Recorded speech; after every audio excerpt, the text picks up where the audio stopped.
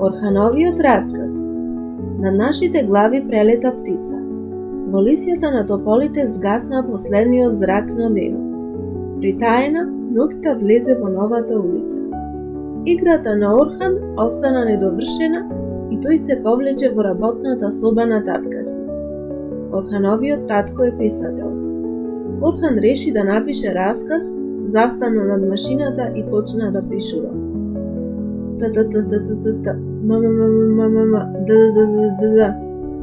Според Орхана, расказот беше готов.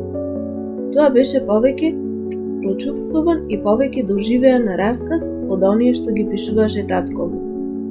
Таа ноќ Орхан сонуваше на љубави работи. Птица, облак, дрво. Кога се разбуди, татка си го најде во неговата работна соба.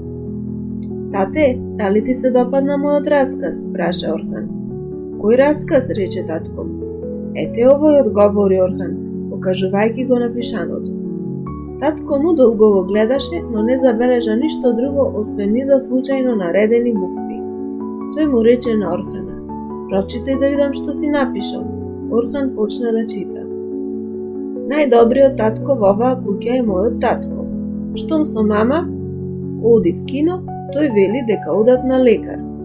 Најдобрата мајка во оваа куќа е мојата мајка. Штом преку телефон со тате разговара за одење в театар, ми вели дека некој погрешка го свртел нашиот телефонски број. Најдобрата баба во оваа куќа е мојата баба. Штом побарам да јадам повеќе сладки, таа ми вели оти од тоа ќе ми се расипат забите. Најдобриот дедо во оваа куќа е мојот дедо. Штом дојдеме в парк и почне да чита весник, постојано вели дека личам на децата кои прават незгоди.